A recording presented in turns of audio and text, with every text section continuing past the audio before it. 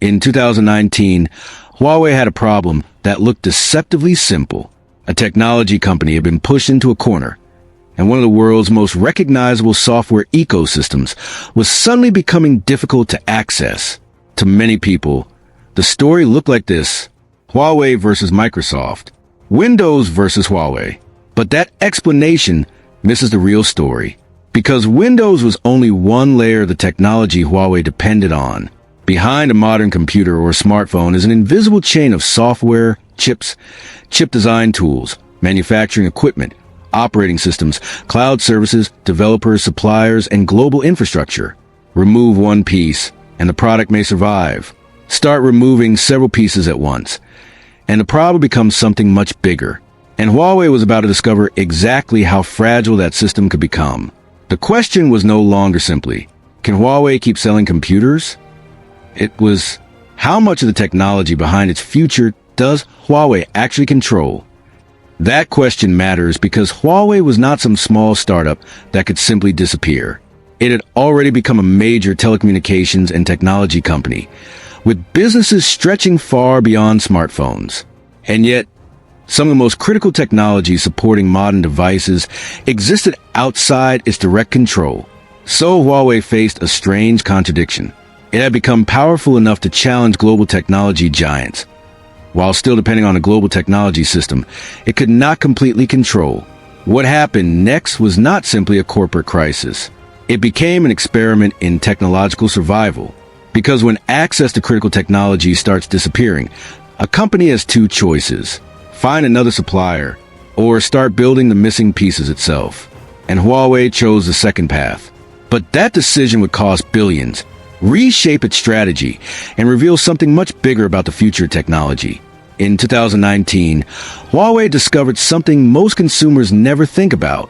A smartphone may look like a single product, but behind that screen is an entire industrial ecosystem: operating systems, applications, processors, chip designs, manufacturing equipment, cloud services, developers, suppliers, patents, and thousands of companies quietly connected to one another. Huawei had become extremely powerful inside that ecosystem, but it did not control all of it. And then, suddenly, some of those connections began to disappear. In May 2019, the U.S. government placed Huawei on its entity list, restricting American companies from supply without authorization. Google subsequently restricted Huawei's access to its proprietary apps and services on new devices, while Huawei's existing Android relationship became subject to a complicated set of restrictions and licenses. For ordinary consumers, the headline was easy to understand: Huawei was losing Google. And eventually, the story also became connected to Microsoft and Windows, particularly around Huawei's PC business. But here's where the story gets interesting. Windows was not the foundation of Huawei's smartphone empire, and Microsoft was never the whole problem. The real danger was that Huawei was discovering how many parts of modern technology were controlled somewhere else. Think about a smartphone. You can design the body. You can engineer the camera. You can create your own processor architecture. You can even build an operating system. But if the applications people depend on aren't available, the device becomes less attractive. If advanced chips cannot be manufactured at the required scale, the design alone isn't enough.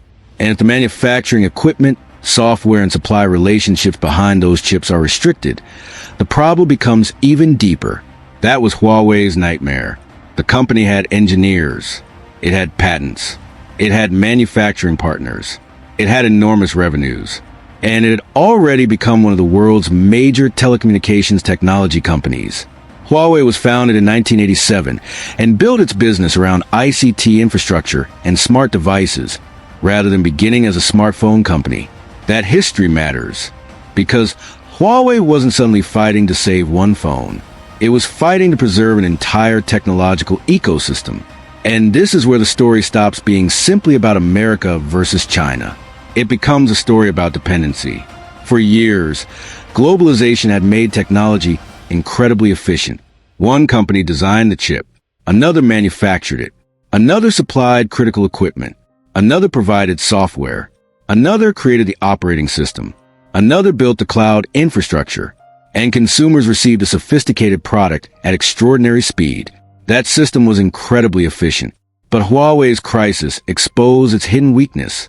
Efficiency and independence are not the same thing. If everything works, dependency is almost invisible. When the supply chain is disrupted, dependency becomes a story. And Huawei now had to answer a question that could determine its future. Could it rebuild enough of that ecosystem itself? The scale of that challenge was enormous. Designing a chip is not the same as manufacturing one. Writing an operating system is not the same as convincing millions of developers to build applications for it. Creating a smartphone is not the same as creating an ecosystem people don't want to leave. Huawei therefore faced something much larger than losing access to Windows. It was facing the possibility that critical layers of its technological future could remain outside its control. And instead of simply waiting for those doors to reopen, Huawei began making a different calculation. If dependency had become a vulnerability, perhaps independence had to become a business strategy.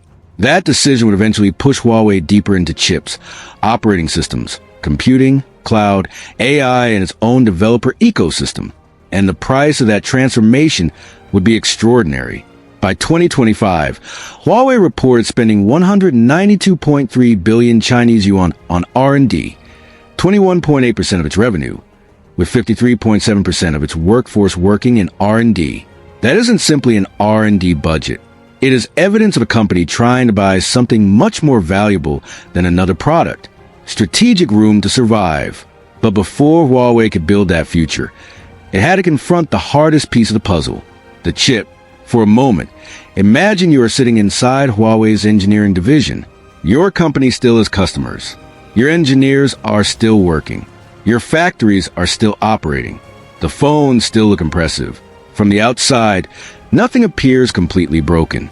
But somewhere deep inside the business, a terrifying problem is developing.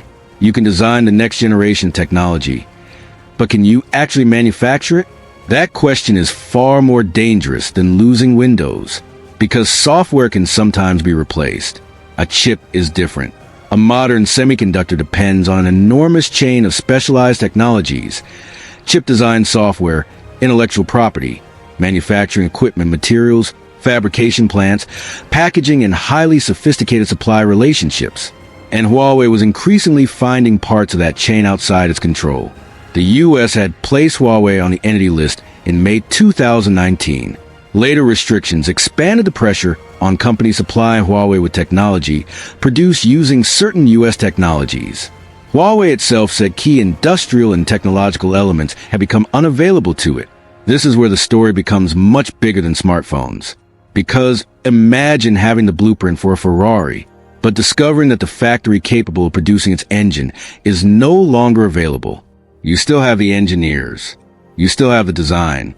You still have the ambition. But the missing factory changes everything. That was the semiconductor problem. And Huawei couldn't simply solve it by hiring a few more engineers. The semiconductor industry had spent decades building an incredibly specialized global division of labor. One company could specialize in chip architecture, another in fabrication, another in lithography, another in electronic design automation, another in chemicals and materials, another in packaging. The result was extraordinary technological progress, but it also created dependency. And Huawei had become trapped inside that dependency. Then came an even more uncomfortable question. What if the restrictions weren't temporary? What if Huawei couldn't simply wait for the old supply chain to return? That possibility changed the company's strategy. Instead of treating technological independence as an ideal, Huawei increasingly had to treat it as a survival problem. And the consequences became visible years later. When Huawei launched the Mate 60 Pro in 2023, the phone became a symbol of China's semiconductor ambitions because analysts identified its processor as being manufactured by China's SMIC. U.S. officials subsequently examined how the chip had been produced and whether American origin technology had been involved in ways that violated export controls. Huawei and SMIC had previously denied wrongdoing. That detail matters. Not because it proves Huawei had suddenly solved semiconductors. It doesn't. It proves something more interesting.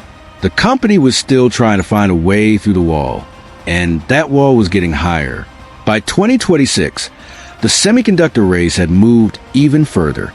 Reuters reported that Huawei was exploring chip design approaches aimed at improving performance without relying entirely on ever smaller transistor sizes. While analysts continue to question the practical limitations of heat, manufacturing yields, and production tools. So this wasn't a clean comeback story. It was an engineering arms race. Huawei was being forced to ask questions that most companies never want to ask. How much technology do we actually own? How much do we merely rent from the global ecosystem? And most importantly, what happens when the companies we depend on are no longer allowed to work with us? That is when Huawei's strategy began moving beyond simply replacing individual products. It needed alternatives, not just another chip, not just another operating system, not just another supplier. It needed an ecosystem. And that brings us to the next problem, because building a chip is incredibly difficult. But building a technology platform that millions of people actually want to use may be even harder. And Huawei was about to discover that the most powerful technology in the world isn't always a technology sitting inside the device.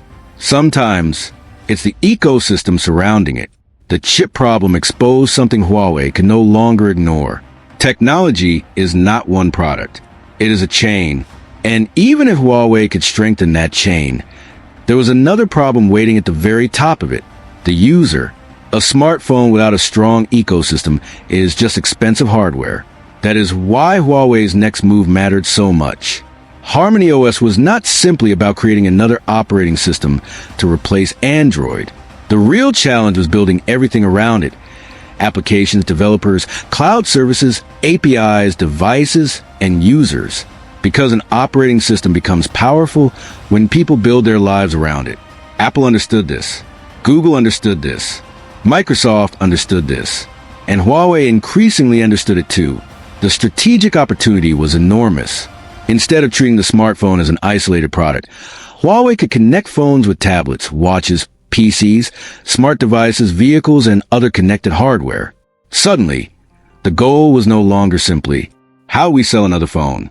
It became, how do we make our technology work together so seamlessly that the ecosystem itself becomes valuable?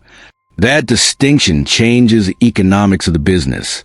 A company selling hardware competes every time it launches a new product. A company building an ecosystem competes for something deeper: loyalty, developers' data, habits, and switching costs. But Huawei faced a difficult reality. Building an ecosystem from scratch is brutally expensive. Developers need users. Users need applications. Applications need developers. And both sides need to believe the platform will still exist years from now. That is the classic network effect problem. Huawei therefore had to convince an entire technology community that its ecosystem was not simply a temporary response to sanctions. It had to become a credible long-term platform. And Huawei has been putting serious resources behind that ambition. The company reported that by the end of 2025, its R&D investment had reached 192.3 billion Chinese yuan, while more than half of its workforce was engaged in R&D. But here is where the story becomes uncomfortable. Independence is expensive. Globalization allowed companies to specialize and buy the best components from wherever they were available. Huawei was now being pushed toward a different model, building more of those capabilities itself or finding alternatives. That may increase resilience, but resilience comes with a price. And this creates the central business dilemma behind Huawei's entire transformation. Is technological independence worth sacrificing some of the efficiency that made globalization so powerful in the first place? Huawei's answer appears to be yes. But whether that strategy can produce sustainable technological leadership is a much harder question, because surviving restrictions is one thing. Winning the next generation technology is something else entirely. And that next battlefield is already forming around AI, computing, and advanced infrastructure. That's where Huawei's story becomes much bigger than smartphones, and much bigger than Microsoft.